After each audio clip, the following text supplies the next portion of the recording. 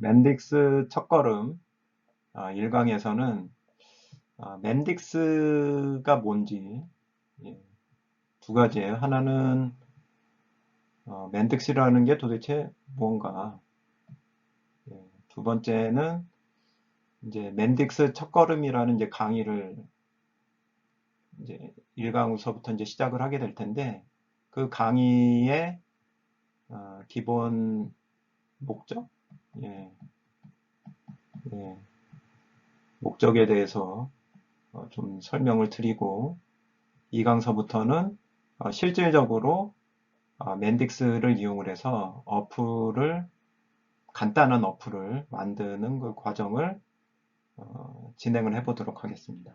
예. 그래서 1강은 이제 서론에 해당하는 부분이 될 것 같아요. 자, 그러면 이제 첫 번째 맨딕스가 뭔지서부터 살펴볼까요? 예, 맨딕스는 로고가 이제 이러한 로고를 사용을 하고 있고요. 맨딕스와 같은 로우코드 플랫폼을 이렇게 부릅니다. LCAP. LCAP는 뭐의 약자냐면은 Low Code Application 플랫폼의 약자입니다. 그래서 일단은 Low Code라는 개념이 적용이 되고 있는 거고요. 이제 어플리케이션을 만들기 위해서 요 왼쪽에 있는 그 그림 있잖아요. 요게 맨딕스 스튜디오 프로라는 플랫폼입니다. 스튜디오 프로. 예, 요걸로 이제 앱을 만드는 거예요. 요걸로 만들 수 있는 게 웹 프로그램도 만들 수 있고, 그 다음에 모바일 앱도 만들 수 있고요. 예, 기본 형태가 이렇게 생겼어요. 그래서 맨딕스라는 회사는 2005년에 이제 설립이 된 거고요. 2018년에 지멘스, 독일 회사거든요. 지멘스에서 인수를 했습니다. 예. 그래서 지멘스에서 인수를 하면서 성장 가능성이 굉장히 높아진 걸로 이야기가 되고 있습니다. 자, 그러면 이제 가트너라고 하는 그 연구회사예요. 그 기업 연구회사인데,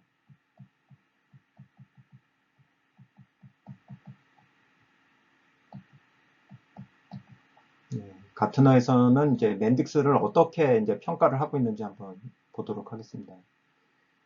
2022년의 가트너 보고서에서는 뭐라고 이야기를 하고 있냐면 2025년까지, 지금이 2022년이니까 한 3년이죠? 3년 남았죠? 25년까지 기업에서 만들어지는 어플리케이션의 70%가 로우 코드로 개발될 것으로 예측하고 있다. 예. 그래서 로우 코드 하는데 이게 뭐냐 했을 때는 일반적인 개발 방법은 이제 뭐 자바라든지 그리고 뭐 파이썬, C 이런 등으로 이제 어플리케이션이 만들어지고 있거든요. 근데 여기서는 처음부터 끝까지 이제 코딩 라인이 주로 이루어져 있잖아요. 예, 요걸로 이제 실질적으로 보여지는 페이지라든지 버튼이라든지 이런 것들을 만들어내고 있는데, 이런 방식이 아니라 아까 이제 보여드렸던 것처럼 이제 비주얼한 방식으로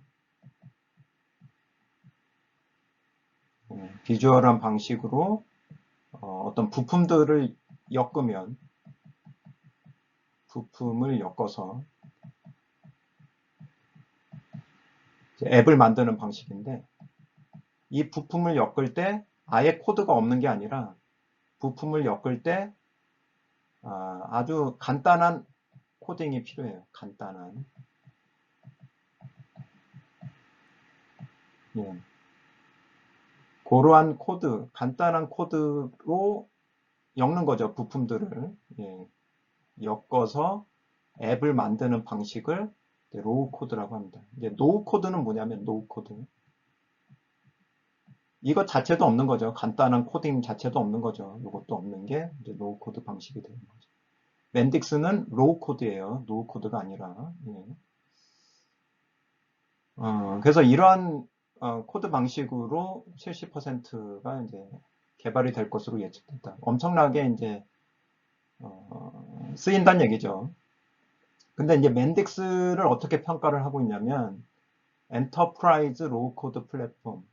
그러니까 이거는 보통 이제 중소기업은 아니고 뭐 중견기업 이상이겠죠. 그러한 어떤 기업용 로우 코드 플랫폼의 리더로 평가를 하고 있다. 그래서 옆에 그림을 보면은 이게 매직 쿼드런트라고 하는 기법인데 쿼드런트 이게 지금 네 조각으로 나눠져 있잖아요. 그래서 어떻게 네 조각이냐면 밑에는 여기를 한번 칠게요. 밑에는 잘 보면 completeness of vision 이렇게 돼 있고요. 가로축이. 그 다음에 세로축은 ability to execute 이렇게 돼 있습니다. 그래. 가로축을 먼저 봐야 돼요. 가로축이 의미하는 거는 뭐냐면 비전 설정에 대한 부분이에요. 그러니까 비전 설정을 막 하는 게 아니라 이 시장의 흐름,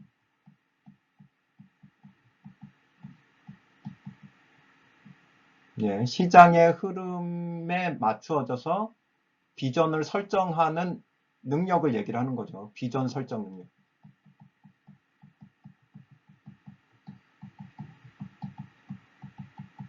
예. 얼마나 뭐죠? 선견지명을 갖고 있느냐, 이 시장에서. 그 다음에 이제 ability to execute는 이게 비전만 갖는다고 되는 게 아니죠. 비전에 따라서 실행하는 능력은 까지 따라줘야 되는 거죠. 실행 능력. 그 비전을 실행할 수 있는 능력을 평가를 하는 거예요. 그럼 리더는 어떤 위치냐면 요것들이 이제 리더가 되는 거죠. 아웃 시스템스, 그 다음에 세일즈 포스, 그 다음에 서비스 나우, 마이크로소프트 이런 것들이 맨딕스. 근데 지금 보면은 가장 오른쪽에 맨딕스가 위치를 하고 있잖아요. 그러니까 리더 중에서도 선두 위치에 있는 거예요. 그죠? 선두 위치에. 그래서 맨딕스는 어떤 기업이다, 어떤 서비스다, 비전도 적절하게 설정을 하고 있고 거기에 대한 실행 능력과 서비스도 제대로 제공하고 있는 서비스 플랫폼이다. 이렇게 평가를 하고 있는 거죠. 그럼 이제 이 시점에서 로우 코드 플랫폼의 장단점을 한번 살펴보도록 할게요. 뭐 맨딕스도 여기에 포함이 되는 거죠.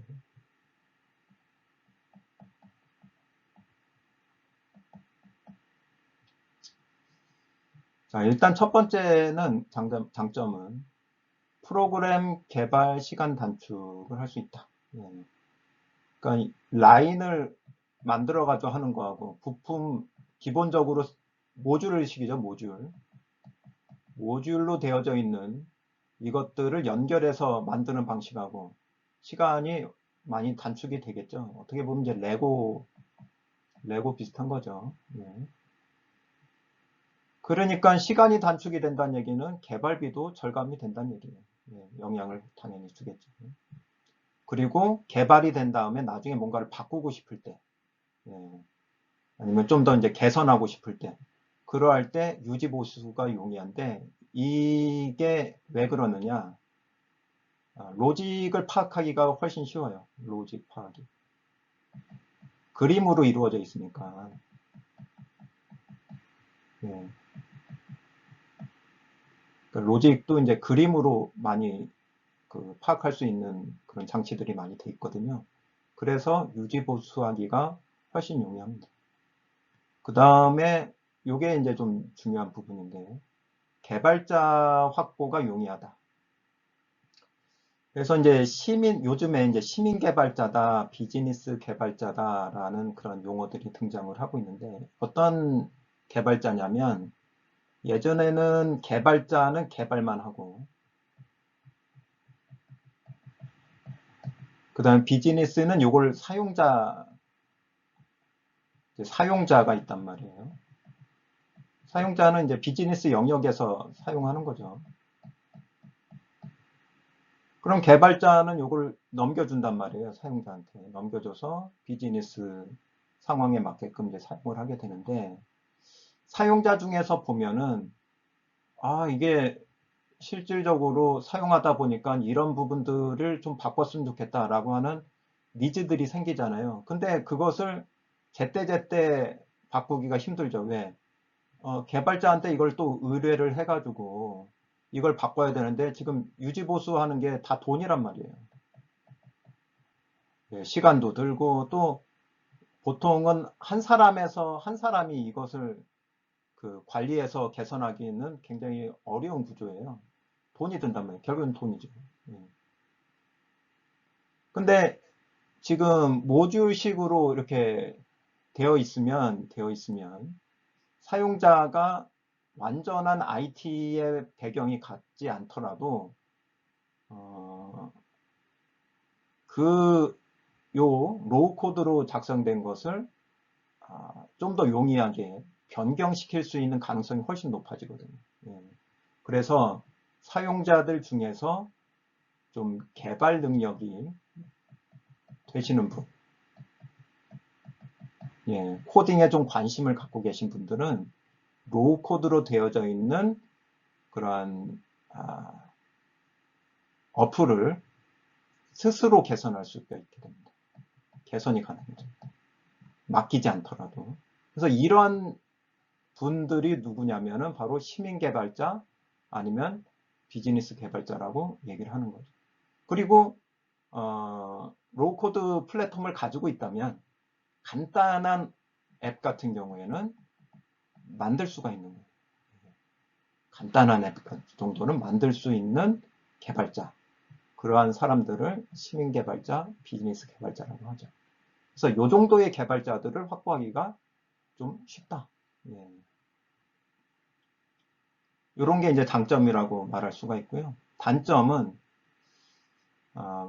아무래도 이제 모듈식으로 돼 있다 보니까 플랫폼에서 제공하고 있는 틀에서 벗어나기는 어렵죠. 예. 일단 그 한계 내에서 뭔가 만들어야 돼요. 예. 제공하고 있는 그 틀 안에서 만들어야 돼요. 그러다 보니까 당연히 디자인 좀 더 예쁘게 만들고 좀 다양한 디자인은 쉽지 않겠죠. 예.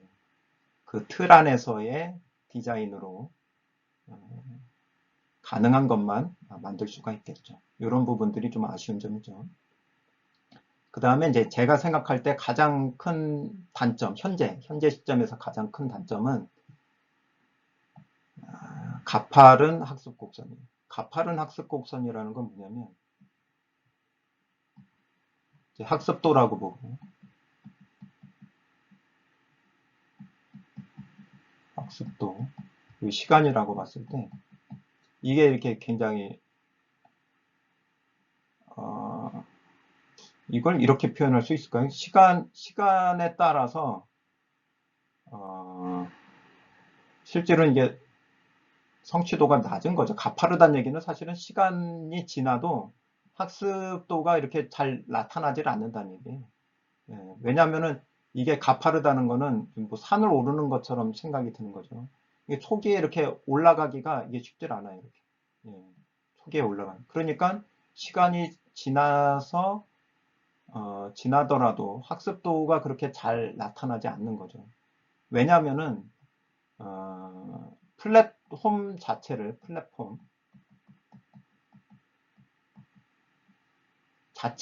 익히는 시간, 여기에 적응하는 시간이 꽤 필요하다. 예, 적응하는 시간. 그 다음에는 이제 좀 자유로워질 수가 있는데, 처음에 플랫폼도 생소하고 이게 과연 뭘 하는 건지, 예, 뭔지, 예, 뭔지, 무엇인지, 또 어떻게 써먹는 건지, 어떻게 써먹는 건지, 이런 것들을 파악할 때까지 좀 시간과 노력이 굉장히 좀 많이 필요합니다. 그래서 가파른 산을 오르는 것과 같은 그런 느낌을 받게 돼요. 예, 뭐 해도 이게 아는 건지 모르는 건지. 그리고 이런 것을 뭐에 비유를 할 수 있냐면 새로운 언어를 배우는 것과 비슷하다.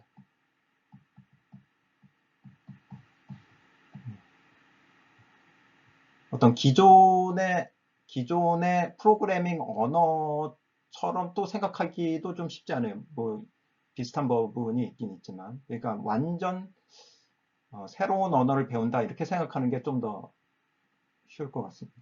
예, 경험을 해보니까.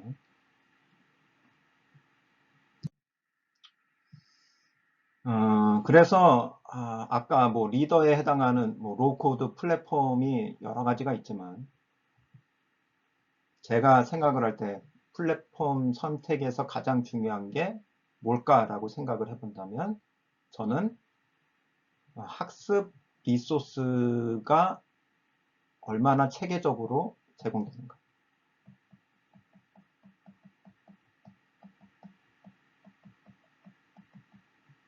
예, 이 리소스가 얼마나 풍부한 것만 돼서는 안 돼요. 체계적으로 제공이 돼야 돼요. 그래서 가파른 곡선을 그래도 조금씩이라도 이게 단계적으로 요거를 극복을 해나갈 수 있도록 도와주는 학습 체계를 가지고 있는 그런 리소스를 제공하는 플랫폼이 굉장히 중요하다. 선택에 있어서 중요한 역할을 한다고 생각이 듭니다. 그래서 맨딕스 같은 경우는 다른 플랫폼은 제가 아직은 잘 몰라요. 맨딕스 같은 경우에는 이러한 학습 리소스를 굉장히 잘 제공하고 있는 플랫폼 중에 하나다. 저는 그렇게 생각을 하고 있습니다. 그래서 그 주소는 링크는 여기인데 그 맨딕스 아카데미라고 하는 그 쪽으로 들어가 보면 아주 기초서부터 그 다음에 중급 그리고 고급 전문가 수준까지 학습 리소스를 잘 제공을 해주고 있어요. 그러니까 하나씩 이렇게 따라가서 배워 나갈 수 있도록 돼 있는데 아쉬운 점은 뭐냐면 모든 게 텍스트로 돼 있다. 영상이 있긴 있는데 그건 그냥 간단하게 소개하는 영상 정도고요. 실제로 뭐 어플을 다루고 있는 그런 영상은 아니에요. 모든 게 텍스트로 되어 있다. 그래서 동영상 그런 어떤 따라가기 동영상 같은 건 없다. 텍스트를 잘 보면 따라가기 동영상과 같은 역할을 할 수도 있지만 어떤 부분에서는 좀 뭐하라는 건지 난감할 때가 있다. 그래서 동영상으로 보완할 필요성이 있다라고 저는 생각이 듭니다. 그래서 제가 이 과정을 만든 이유도 그러한 부분들을 좀 보완하고자 하는 의도도 좀 있어요. 예, 의도도 좀 있어요. 그래서 아카데미 이 사이트를 가보면 제가 링크로 그 설명에다 달아놓겠지만 사이트를 가보면 이러한 각 단계별로 한 토막씩 그 여러분들이 그 성취를 해나갈 수가 있습니다. 배워나갈 수가 있어요. 하나씩 기초서부터. 자, 그러면 이제 제 소개를 좀 해보도록 하겠습니다. 이 첫 번째 그림은 뭐냐면 여기 이제 3레벨이 이렇게 있잖아요. 3레벨은 뭐냐면 등록을 하게 되면 제일 처음이 이제 0으로 시작이 됩니다. 0으로 시작이 되는데, 여기서 이제 1, 2, 3 이렇게 증가가 되는데, 첫 번째는 교육 이수를, 아까 나와 있는 교육 이수를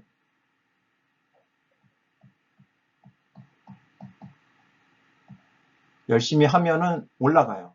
그 다음에 포럼이라고 있거든요. 포럼. 뭐 질문도 올리고, 답변도 올리고, 이런 거를 잘 해도 이 점수가 올라가요.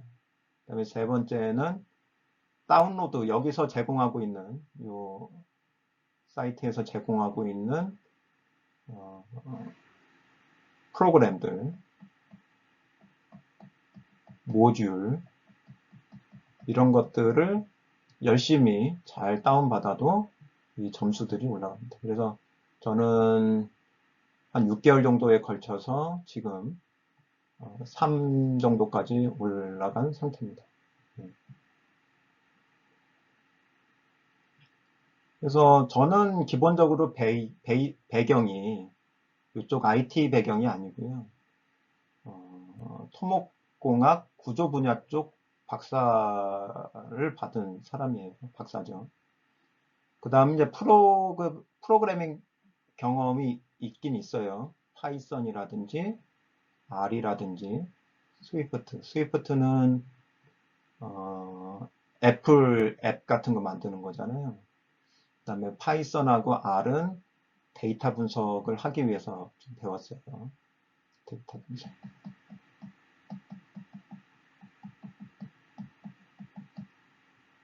그치만 IT 경력은 없습니다. 그러한 상태에서, 그러니까 요 정도면은 아마 이제 좀 아까 말씀드린 비즈니스 개발자,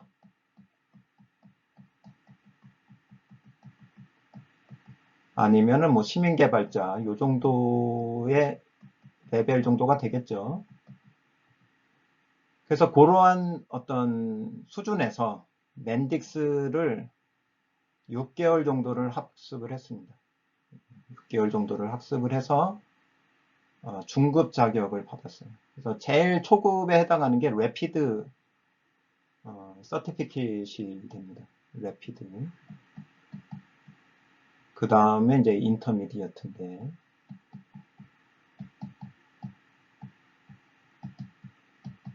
네, 이 정도까지 이제 올라온 상태죠. 인터미디어트까지 가게 되면 핵심 부품을 사용할 수 있는 수준, 보지 않고,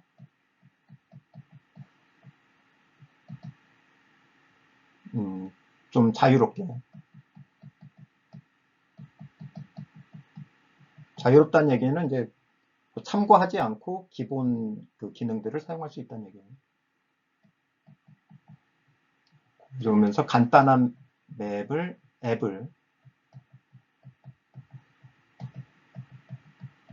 앱 제작 가능. 네, 요 정도 수준인 것 같아요. 제가 스스로 평가를 해보면. 그래서 요게 지금 요 마크 있죠? 이렇게 마크. 요게 중급 자격 마크입니다. 제가 얼마 전에 2주 전인가? 예, 2주 전에 획득을 했습니다. 좀 쉽지 않았어요.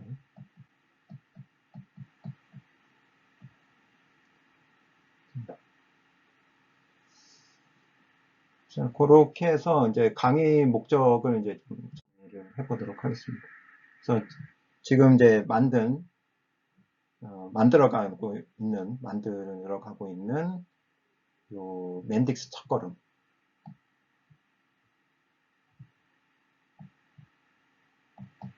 맨딕스 첫걸음. 요 강의는 왜 만들었느냐? 첫 번째가 제일 중요한 건데, 시민 개발자 관점에서, IT 배경 말고요. 그냥 시민 개발자 관점에서 맨딕스의 초기 학습에 도움을 드리고자 하는 게 이 강의의 목적입니다. 어, 아까 이제 그 학습 리소스 중에서 Rapid Developer라고 하는 그 강의가 있는데 이것도 사실 그렇게 쉽진 않아요. 예, 디벨로퍼, 로퍼 되기, 예, Rapid Developer 되기. 이 강의를 들으면 이제 시험 볼 수 있는 기초적인 지식은 얻을 수 있거든요. Rapid Developer, Rapid 자격을 얻기 위한. 근데 이제 그것을 제대로 파악을 하고 개념을 정리하기에는 이것도 좀 크기가 커요. 크기가 처음에 접근하기가. 그래서 저는 좀 크기를 좀 작게 만들어 아주 간단한 그 앱을 만드는 과정을 통해서 핵심 부품의 개념을 익히자. 예, 그게 저의 그 강의의 목적입니다. 그래서 맨딕스 플랫폼의 핵심 도구, 핵심 도구 뭐가 있냐면 지금 일단 소개만 해드릴게요. 도메인 모델. 이거는 데이터베이스와 관련된 거예요. 네, 페이지, 뭔가 보여야 되는 거죠. 페이지로 보여주고 마이크로 플로우가 아까 이 연결하는 부품들을 연결하고 있는 아주 로직을 표현하기 위한 아주 핵심 도구가 됩니다. 그 다음에 엑스패스는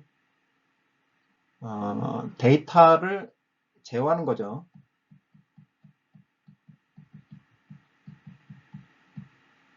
네.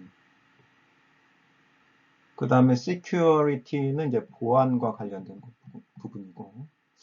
그래서 제가 생각할 때 요 다섯 가지죠. 다섯 가지 핵심 부품들의 개념과 사용법을 간단한 앱을 만들어 보면서 먼저 잡자, 예, 익히자. 그러면 여러분들이 맨딕스에서 제공하고 있는 래피드 디벨로퍼 과정을 익히기가 훨씬 수월할 것이다 라고 해서 그 앞에 과정으로 제가 만들어 보려고 하는 겁니다. 그 다음에 이제 세 번째는 강의의 목적이 제가 이 채널 그 이름이 맨딕스 웨이잖아요. 맨딕스 웨이. 제가 왜 이렇게 정했냐면 독특한 그 맨딕스만의 맨딕스 플랫폼에서 사용할 수 있는 독특한 어떤 문제 해결 방식이 있어요. 예, 그러한 애자일 방식이라고도 볼 수 있는데 그게 잘 스며들어가 있는 플랫폼인 것 같아요. 그래서 이러한 강의를 같이 들어보시고 또 앱을 만들어 보시면서 조금이나마 그런 맨딕스 웨이, 문제를 해결하는 프로그래밍을 제작할 때 하나씩 하나씩 문제를 해결해 나가는 그런 맨딕스 웨이를 조금이라도 맛볼 수 있으면 좋겠다. 저는 그게 좀 굉장히 마음에 들어서 굉장히 좋아해요. 실질적으로 맨딕스 프로그램 자체를. 어떻게 보면 좀 팬인 것 같기도 해요. 팬이 된 것 같아요. 개인적으로는. 그래서 그러한 맛도 좀 여러분들이 경험할 수 있으면 좋겠다. 라는 게 저의 바람입니다. 네. 그래서 여기까지 해서 1강 내용을 좀 마무리를 해보려고 하고요. 이제 2강서부터는 실제로 어떻게 앱을 만들 수 있는지. 사실 뭐 2강은 실제로 만들어져 있는 것을 아주 간단한 그런 구동, 시작하고 끝내고 돌려보고 하는 그런 부분이겠지만, 그리고 이제 완성되어 있는 그런 앱을 한번 어떤 앱을 내가 만들어야 되는지, 여러분들이 만들어 나가야 되는지, 그런 어떤 결론 부분을 미리 보는 시간이 될 것 같습니다. 오늘 시간은 여기까지 마무리하고 2강에서 다시 찾아뵙도록 하겠습니다. 감사합니다.